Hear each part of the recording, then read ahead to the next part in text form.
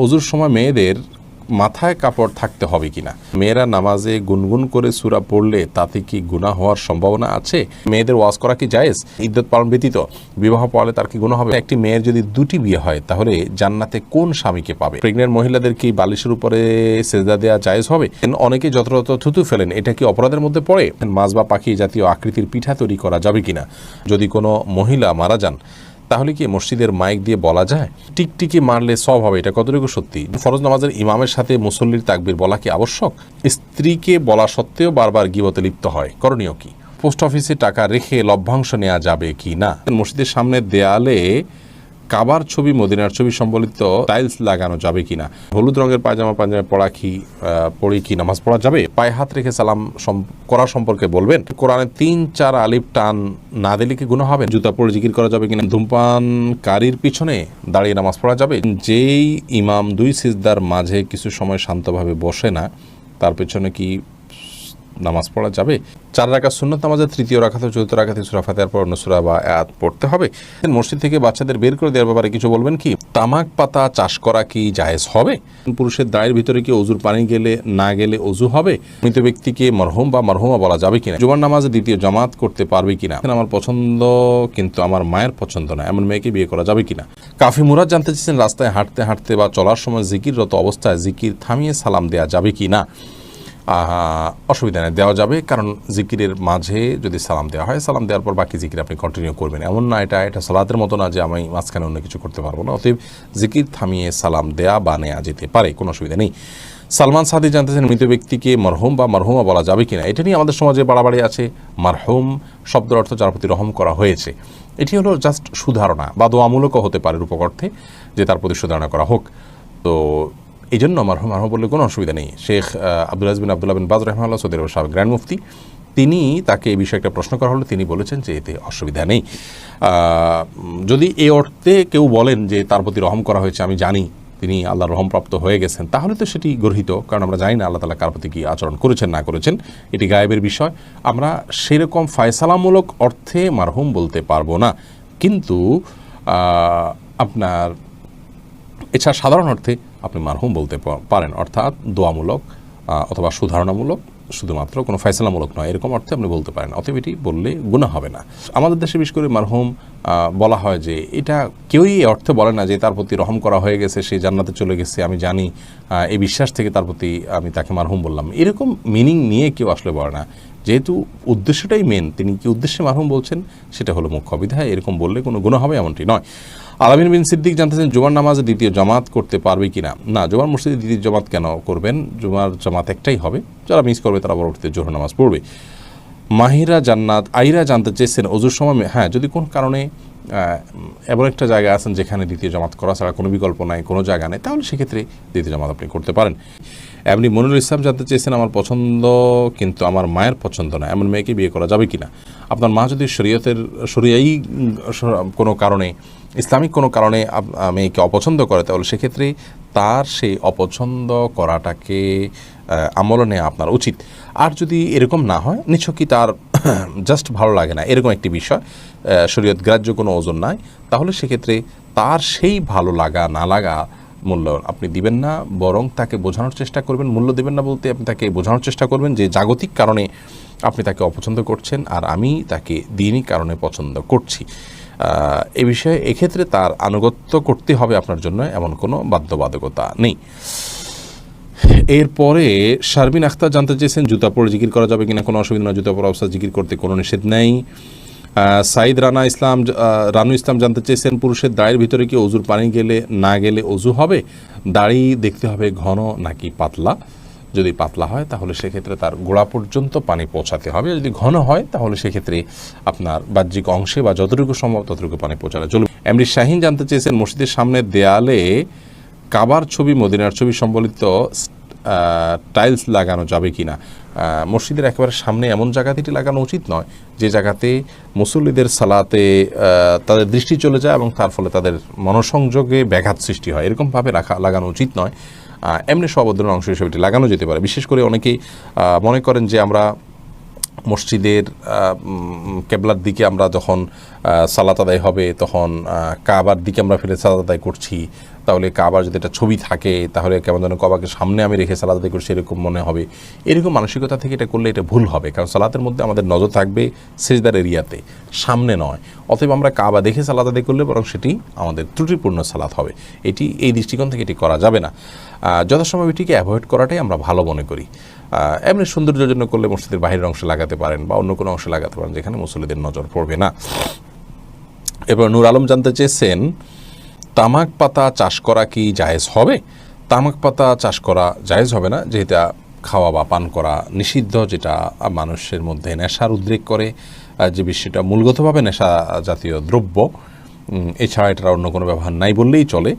অতএব সেটির চাষ করাও জায়েজ হবে না। 4 রাকাত সুন্নত নামাজের তৃতীয় রাকাত ও চতুর্থ রাকাতে সূরা ফাতিহার পর অন্য সূরা বা আয়াত পড়তে হবে। 4 রাকাত বিশিষ্ট সালাতে যদি ফরজ হয় তাহলে তার শেষের 2 রাকাতে পড়ার কোনো প্রশ্নই নেই, আর যদি নফল হয় তাহলে সেক্ষেত্রে শেষের রাকাতগুলোতে সূরা মিলাবেন।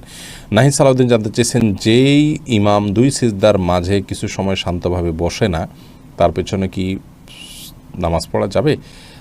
2 সিজদার মাঝখানে যদি শান্তভাবে না বসেন তাহলে তার পেছনে সালাত হবে না।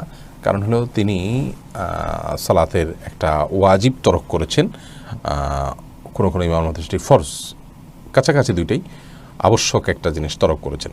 যদি উঠে তিনি এক তাসবিহ পরিমাণ অন্তত বসেন, এক সিজদা থেকে উঠে সোজা হয়ে এরপরে সিজদা যান, তাহলে ইনশাআল্লাহ তার পিছনে সালাত হয়ে যাবে।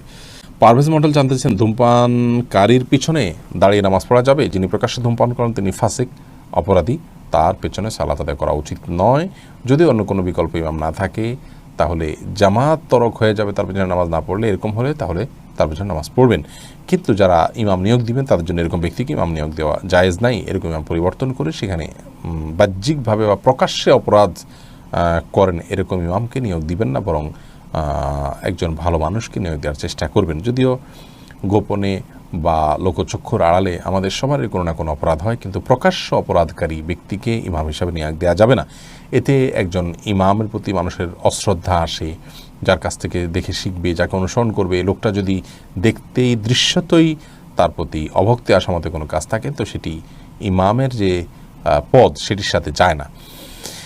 এরপরে আমিন আইডি থেকে আপনি জানতেছেন, পোস্ট অফিসে টাকা রেখে লভ্যাংশ নেওয়া যাবে কি না? না, পোস্ট অফিসে টাকা রেখে লভ্যাংশ নেওয়া যাবে না, কারণ এই লভ্যাংশটা স্পষ্ট সুদ।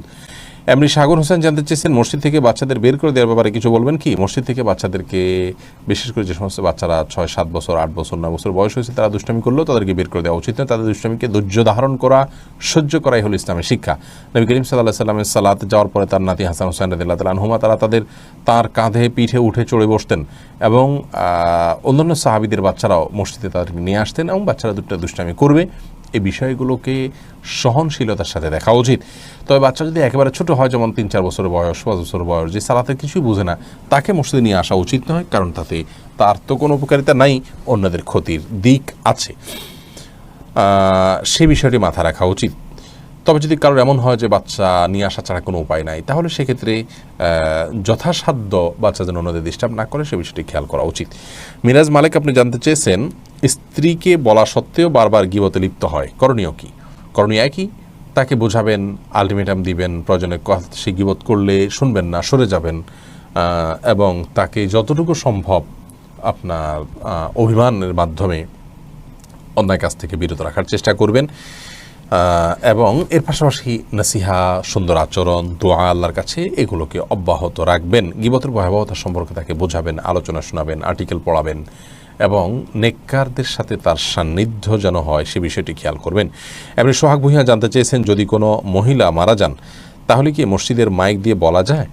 মহিলা হোক আর পুরুষ হোক, মসজিদের মাইকে কারণ মৃত্যুর ঘোষণা দেওয়া উচিত নয়, কারণ মসজিদের মাইক দান করা হয়ে থাকে আজানের জন্য, সুতরাং সেই কাজটা করা উচিত। কেউ মারা গেছেন বা কেউ জন্মগ্রহণ করছে, একান্ত জাগতিক একটি বিষয়, এটা ঘোষণা দেওয়ার কিছু নেই। তবে হ্যাঁ, জানাজা সালাত হবে, কোথায় হবে, কী হবে, একটা ইবাদত, সেটি মানুষ কীভাবে সম্পাদন করতে পারে, এই বিষয়ে যদি কেউ জানান দেন সেটি ভিন্ন কথা। মোহাম্মদ রাকিব জানতে চেয়েছেন, লোক দেখানো নামাজ এবং আল্লাহর ভয়ে নামাজ পড়ার মধ্যে পার্থক্য কী? পার্থক্য হলো যে আল্লাহর ভয়ে সালাত বা আল্লাহর নির্দেশে সালাত আদায়কারী ব্যক্তি তিনি সালাতের দায়মুক্ত হবেন, এর জন্য আল্লাহর কাছে পুরস্কার পাবেন। আর মানুষ দেখানো সালাত আদায়ের জন্য কোনো সওয়াব তো পাবেই না, বরং রিয়া বা লৌকিকতার কারণে শিরকে আসগার বা ছোট শিরকের যে অপরাধ, সে অপরাধে অপরাধী হবেন এবং গুনাহে গুনাহগার হবেন। এজন্য এই বিষয় থেকেও আল্লাহ তাআলা আমাদেরকে হেফাজত করুন এবং বাঁচিয়ে রাখুন। হোসাইন ইয়ারি থেকে জানতেছেন কোরআনে 3-4 আলিফ টান না দিলে কি গুনাহ হবে? না, 3 আলিফ 4 আলিফ যেগুলো আছে সেগুলোকে 3 আলিফ 4 আলিফ টানতে হবে, এমন কোনো আবশ্যক নয়। তবে যেগুলো 1 আলিফ টান সেগুলোকে 1 আলিফ টান না দিলেও অনেক সময় মিনিমাম 1 আলিফ টান না দিলে সেটা, বা 1 আলিফ টানের কাছাকাছি একটু টান না দিলে সেটি অর্থ পরিবর্তন হয়ে যেতে পারে, সেজন্য ওইটি ভিন্ন বিষয়। কিন্তু 3 আলিফ 4 আলিফের ভিতরে হুবহু 3 আলিফ 4 আলিফ টান দিতেই হবে, না দিলে গুনাহ হয়ে যাবে, ব্যাপারটি সেরকম নয়। তবে সাধ্য অনুযায়ী চেষ্টা আমাদের থাকা উচিত কোরআনকে তারতিলের সাথে, তাজউইদের সাথে তেলাওয়াত করা। আল্লাহ বলেছেন আরতিল কোরআন তারতিলা। এরপরে তানিশা ইসলাম মিম জানতে চেয়েছেন, মেয়েরা নামাজে গুনগুন করে সূরা পড়লে তাতে কি গুনাহ হওয়ার সম্ভাবনা আছে? গুনগুন করে যদি সূরা পড়ে তাহলে সেক্ষেত্রে সরাসরি গুনাহ হবে না, বিশেষ করে নিজে নিজে শুনতে পাচ্ছেন, সরাসরি গুনাহই হবে না, বিশেষ করে নিজে শুনতে পাচ্ছেন এরকম যদি হয় নিজের কান পর্যন্ত, তাহলে সেটি তো তিনি করতেই পারেন। নাজিমউদ্দিন জানতে চেয়েছেন, পায়ে হাত রেখে সালাম করা সম্পর্কে বলবেন। পায়ে হাত রেখে সালাম নাই শরীয়তে সালাম হলো মুখে আসসালামু আলাইকুম, পায়ে হাত রেখে কোনো সালাম হয় না ইসলামে। সোয়াব সদর আপনি জানতে চেয়েছেন, মসজিদে জামাত ছুটে গেলে স্বামী স্ত্রী মিলে জামাত করা যাবে কিনা? যাবে, স্বামী সামনে দাঁড়াবেন, স্ত্রী পিছনে দাঁড়াবেন, এটা মাঝে মধ্যে হতে পারে, নিয়মিত এরকম করা উচিত নয়। হাফিজ হানিফ জানতে চেয়েছেন, ইদ্যত পালন ব্যতীত বিবাহ পাওয়ালে তার কি গুনাহ হবে? অবশ্যই গুনাহ হবে। কোনো স্ত্রী মারা গেলে, কোনো স্বামী মারা গেলে অথবা তালাকপ্রাপ্তা হলে তার যে ইদ্যত আছে সেই ইদ্যত পূরণ করতে হবে। স্বামী মারা গেলে 4 মাস 10 দিন তাকে অপেক্ষা করতে হবে, আর যদি তালাক দিয়ে দেয় তাহলে 3 মাস তাকে অপেক্ষা করতে হবে, তারপরে তিনি বিবাহ বন্ধনে আবদ্ধ হবেন। তার আগে বিবাহ করা জায়েজ নয়, বিবাহ পড়ানো জায়েজ নয়। মাহিরা জান্নাত আইরা জানতে চেয়েছেন, ওজুর সময় মেয়েদের মাথায় কাপড় থাকতে হবে কিনা? ওজুর সময় মাথায় কাপড় থাকা কোনো আবশ্যক কোনো কিছু না। এমনি আশিক জানতেছেন, একটি মেয়ের যদি 2টি বিয়ে হয় তাহলে জান্নাতে কোন স্বামীকে পাবে? একমাত্র আল্লাহ তাআলা ভালো জানেন। এটার মূল উত্তর, বাহ্যত মনে হয় যে শেষ স্বামী যিনি থাকবেন তার সাথে তার জান্নাতে থাকা হবে, কিন্তু এ বিষয়ে অদৃশ্য জগতের বিষয় একমাত্র আল্লাহ তাআলা ভালো জানেন। ওমর তাওহীদ জানতে চেয়েছেন, হলুদ রঙের পায়জামা পরে কি নামাজ পড়া যাবে? হলুদ রঙের পোশাক পরার ব্যাপারে শরীয়তের নিষেধাজ্ঞা কোনো কোনো হাদিস থেকে পাওয়া যায়, কিন্তু মহিলাদের জন্য এটি নিষিদ্ধ নয়। এরপরে এইচএম মাসুদুর রহমান জানতে চেয়েছেন, ফরজ নামাজের ইমামের সাথে মুসল্লির তাকবীর বলা কি আবশ্যক? অবশ্যই ফরজ নামাজে ইমামের সাথে মুসল্লিকেও তাকবীর পাঠ করতে হবে। এরপরে আসাদুল্লাহ জানতে চেয়েছেন, টিকটিকি মারলে সওয়াব হবে, এটা কতটুকু সত্যি? জি, এটি বিভিন্ন হাদিস থেকে প্রমাণিত হয়, তবে আমাদের সমাজে টিকটিকি আছে, এই টিকটিকি কিনা সেটা নিয়ে অবশ্য আলোচনা আছে, এবং আপনার কেন এটি মারলে সওয়াব হবে সেটা নিয়েও দীর্ঘ আলোচনা আছে। এ বিষয়ে আমাদের একটা ভিডিও আছে, সেটি দেখে নেওয়ার চেষ্টা করবেন, দীর্ঘ আলোচনা করার মতো বিষয় এখানে আছে। বেলা ফুরাবার আগে এর দিকে জানতে চেয়েছেন, মাছ বা পাখি জাতীয় আকৃতির পিঠা তৈরি করা যাবে কিনা? যদি পরিপূর্ণভাবে তার আকৃতি বোঝা না যায়, জাস্ট শেপটা ওইরকম বোঝা যায়, তাহলে এটা করা যাবে, অসুবিধা নেই। কিন্তু যদি চোখ, মুখ, কান ইত্যাদি আলাদা বোঝা যায় তাহলে সেটা তৈরি করা যাবে না, এটা গুনাহের কারণ হবে। প্রেগনেন্ট মহিলাদের কি বালিশের উপরে সেজদা দেওয়া জায়েজ হবে? যদি এমন হয় যে তিনি সেজদা করতে পারেন না স্বাভাবিক অবস্থা, তাহলে সেক্ষেত্রে তিনি ইশারা করে সেজদা দিবেন, বালিশ রেখে সেখানে সেজদা দেওয়ার কোনো প্রয়োজন নেই। যদি তিনি স্বাভাবিক সেজদা দিতে না পারেন তাহলে একটু ঝুঁকে রুকে নিয়ত করবেন, আর একটু বেশি ঝুঁকে সেজদা নিয়ত করবেন, তাতে চলবে ইনশাআল্লাহ বিদিনিল্লাহ। হাফেজা তাকরিমা তাবাসসুম জানতেছেন, মেয়েদের ওয়াজ করা কি জায়েজ? মেয়েদের ওয়াজ মেয়েদের মধ্যে হতে পারে, কোরআন হাদিসের আলোকে হবে, মন গড়া কোনো কিচ্ছা কাহিনী হবে না, যা জানবে না তা বলা যাবে না, দায়িত্বশীলতার সাথে বলতে হবে, যেটুকু জানা যায় সেটুকু মেয়েরা মেয়েদেরকে বলতে পারে। কিন্তু এটি বলতে গিয়ে ওয়াজের নামে আজকাল যেটা হয় যে মাহফিলের মতো প্যান্ডেল করা হয়, মাইক লাগানো হয়, অনলাইনে সেগুলো ছড়িয়ে দেওয়া হয়, এগুলো জায়েজ নাই। বিশেষ করে প্যান্ডেল করে মাইক লাগিয়ে বাহিরে সেটার আওয়াজ মানুষকে শোনানো যদি মহিলা ওয়াজকারী হয় তো সেটা জায়েজ নাই, কারণ এটি অন্য পুরুষদের জন্য পর্দার খেলাফ হবে, যার কারণে এটি করা জায়েজ হবে না। এরপরে আবুল কালাম রুবেল জানতে চেয়েছেন, অনেকে যত্রতত্র থুতু ফেলেন, এটা কি অপরাধের মধ্যে পড়ে? যত্রতত্র থুতু ফেলা এটা সরাসরি সেরকম অপরাধ নয়, কিন্তু একজন মুসলিমের যে আখলাক বা তার যে চরিত্র, এই চরিত্রের সাথে যায় না। বিশেষ করে ডানে বামে যদি দৃশ্যমান থাকে, এমন কোনো জায়গায় ফেলে রাখলো যে মানুষ দেখলে সেটা তার ঘৃণাবোধ হবে, তো এরকম করা উচিত নয়। ইমানদারের আচরণ হবে এমন যে তার কোনো আচরণ দ্বারা অন্য কারোর কষ্ট হবে না। নাতুল নাইম জানতে চেয়েছেন, হায়েজ অবস্থায় কি রাতে সিজদা করা যাবে, আর এই অবস্থায় কি কি আমল করা যায়? মাসিক অবস্থায় মেয়েরা সিজদা দিবেন না, 5 ওয়াক্ত নামাজ পড়বেন না, বা কোনো নামাজ পড়বেন না, কোরআন স্পর্শ করবেন না এবং তওয়াফ করবেন না। এছাড়া রোজা রাখবেন না, স্বামী সহবাস করবেন না, এছাড়া যে কোনো কাজ তারা করছেন, দোয়া দুরুদ ইস্তেগফার, আল্লাহর কাছে প্রার্থনা, ইসলামের বই পুস্তক পড়ায় সব কাজগুলো তারা করতে পারবেন, কোনো সমস্যা নেই। আল মুজাহিদ জানতে চেয়েছেন, বাসায় সালাত আদায় করার সময় আমার পোষা বিড়াল সামনে এসে বসে থাকে, এতে সালাত হবে কিনা? জি আল মুজাহিদ ভাই, কোনো অসুবিধা নেই, পোষা বিড়াল যদি সামনে এসে বসে থাকে আপনার সালাত আদায় হয়ে যাবে। প্রিশিলা আহমেদ আপনি জানতে চেয়েছেন, সংসার বাঁচানোর জন্য এবং মায়ের সম্মান রক্ষার জন্য স্বামীর কাছে মিথ্যা কথা বলা যাবে কিনা? সংসার বাঁচানোর জন্য যদি হয় তাহলে কথা ঘুরিয়ে বলবেন, সরাসরি মিথ্যা না হলে মিথ্যা কথাটাকেই এমনভাবে বলবেন যে সত্যি মিথ্যা দুটির সম্ভাবনা আছে, একটু ঘুরিয়ে বলবেন, তাহলে সেটি জায়েজ হবে, কোনো অসুবিধা নেই। আর তাছাড়া স্বামী স্ত্রী একে অন্যের সাথে মিথ্যা কথা বলতে পারে তাদের প্রশংসামূলক বা সংসার রক্ষার জন্য যদি একান্ত বাধ্য হন, তবে আবারও বলছি ঘুরিয়ে বলবেন, সরাসরি মিথ্যা নয়।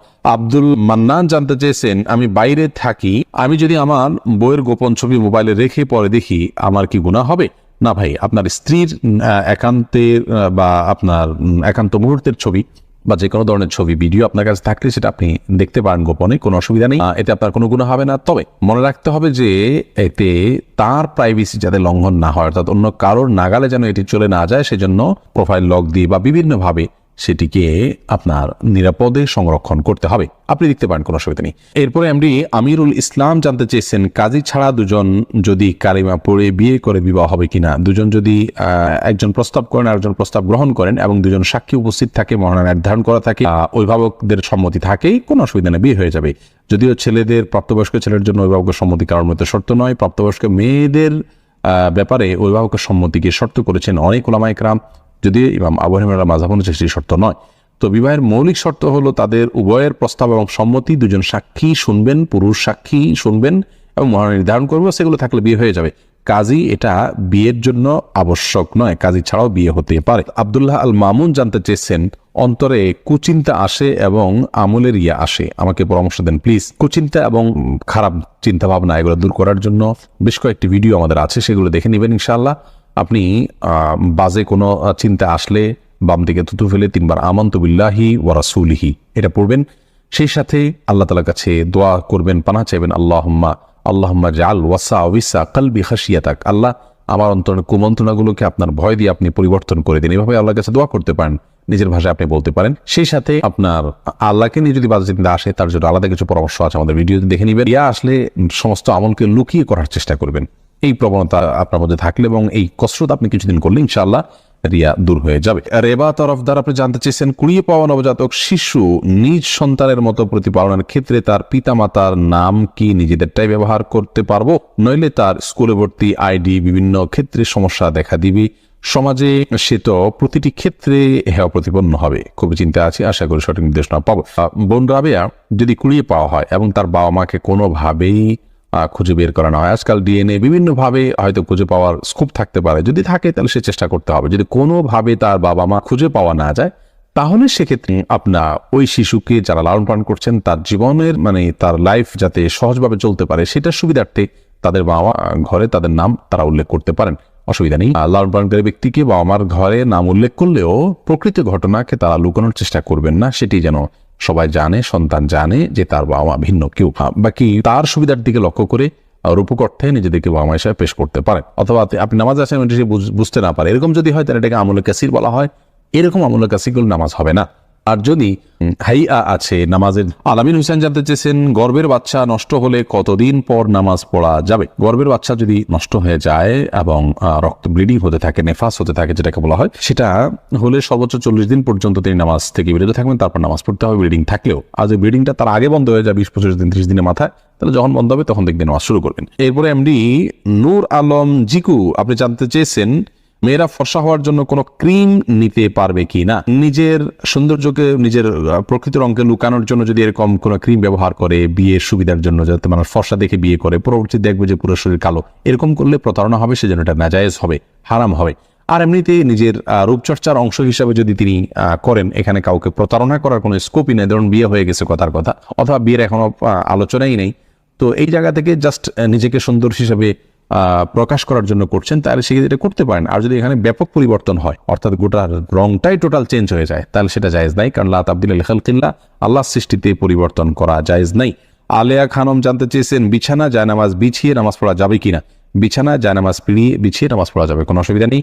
যারা জানতে চেয়েছেন, বেসিংয়ে উপরে পা তুলে উজু করা যাবে কি না? হ্যাঁ বোন, বেসিনের উপরে পা তুলে আপনি উজু করতে পারেন, কোনো অসুবিধা নেই, যদি আপনি পড়ে যাওয়ার রিস্ক না থাকে বা নিচে পানি পড়ে অন্যদের পরিবেশ নষ্ট না হয় বা সেটা মুছে দিয়ে আপনি করতে পারেন, তাহলে করতে পারেন, কোনো অসুবিধা নেই। তবে পাবলিক প্লেসে এরকমটি না করা উচিত যদি বিকল্প কোনো ব্যবস্থা থাকে, কারণ সেটি দৃষ্টিকটু এবং অনেক সময় সতর লঙ্ঘন হতে পারে বা দেখতে খারাপ দেখা যেতে পারে, অন্যের অধিকার ব্যাপারটা সেখানে থাকে। তো সেজন্য এমনটি না করা উচিত পাবলিক প্লেসে। তাসলিমা আক্তার জানতেছেন নামাজের বিছানা পা দিয়ে ঠিক করা যাবে কি না?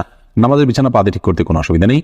তাহিদুল ইসলাম পলাশ জানতে চেয়েছেন নামাজ পড়ার মধ্যে হাত দিয়ে মাথা চুলকায় বা যে কোনো জায়গায় হাত দেয়, সেটা করলে কি নামাজ হবে?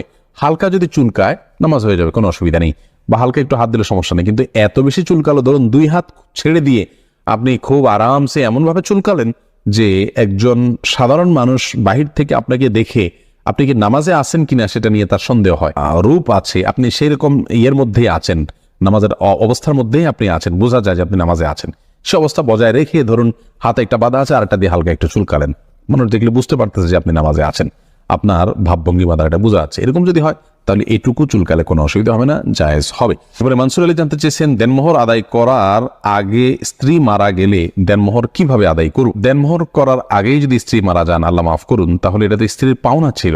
এটি আপনি স্ত্রীর ওয়ারিস যারা, তাদের মধ্যে যার যতটুকু প্রাপ্য আছে সে হারে বন্টন করে দিতে পারেন, অথবা তার পক্ষ থেকে আল্লাহ রাস্তা দান করে দিলেন যেন সব তিনি পেয়ে যান। নীলুফার ইয়াসমিন মাইশা আপনি জানতে চেয়েছেন সম্প্রতি একটা মাদ্রাসায় পড়া বোনের কাছ থেকে শুনেছি মেয়েরা হিজাবের উপর সেজদা করলে তা হয় না, এ বিষয়ে আমাকে একটু জানলে উপকৃত হতাম।